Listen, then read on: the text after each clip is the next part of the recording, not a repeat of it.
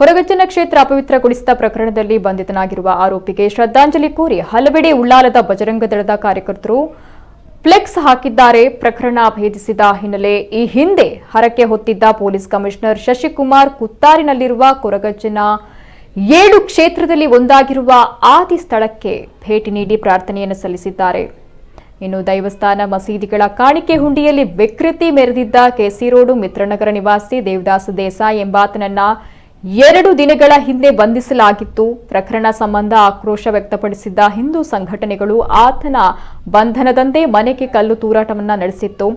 ಇದೀಗ ಮತ್ತೆ ಆರೋಪಿಯ ಭಾವಚಿತ್ರ ಹಾಕಿ ಬೀರಿ, ಮಾಡೂರು, ಕೊಂಡಾಣ ಭಾಗಗಳಲ್ಲಿ ಶ್ರದ್ಧಾಂಜಲಿ ಕೋರಿ 3 ಬ್ಯಾನರ್ಗಳನ್ನ ಮಾಡೂರು ಬಜರಂಗದಳ ಶಾಖೆಯವರು ಅಳವಡಿಸಿದ್ದಾರೆ.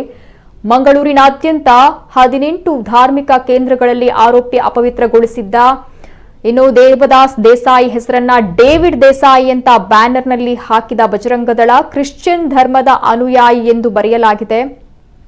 ಅದರಂತೆ ಆರೋಪಿಯ ಬಂಧನವೂ ಕೂಡ ಆಗಿದೆ.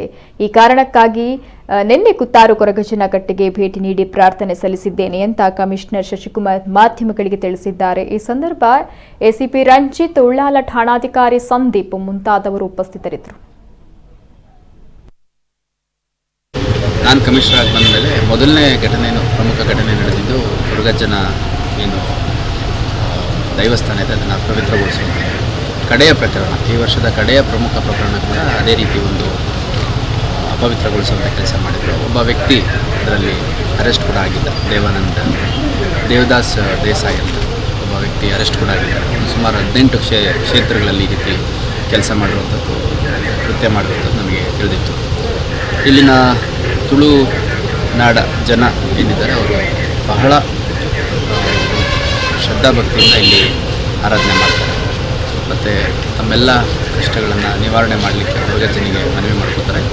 ನಮ್ಮ ಅಧಿಕಾರಿ ಸಿಬ್ಬಂದಿಗಳ ಹತ್ರ ನಾನು ಚರ್ಚೆ ಮಾಡಿದಂಥ ಸಂದರ್ಭದಲ್ಲಿ ಯಾವುದೇ ಒಂದು ಪ್ರಮುಖ ಪ್ರಕರಣ ಆದಂಥ ಸಂದರ್ಭದಲ್ಲಿ ಅಥವಾ ಪತ್ತೆ ಆಗೋದು ಡಿಲೇ ಆಗ್ತಿದೆ ಅನ್ನುವಂಥ ಸಂದರ್ಭದಲ್ಲಿ ಇಲ್ಲಿ ಬಂದು ನಮ್ಮ ಅಧಿಕಾರಿ ಸಿಬ್ಬಂದಿಗಳು ಕೂಡ ಪ್ರಾರ್ಥನೆ ಮಾಡಿರುವಂಥ ಹಲವಾರು ನಿದರ್ಶನಗಳಿದೆ ಅನ್ನುವಂಥದ್ದು ನನಗೆ ತಿಳಿತು.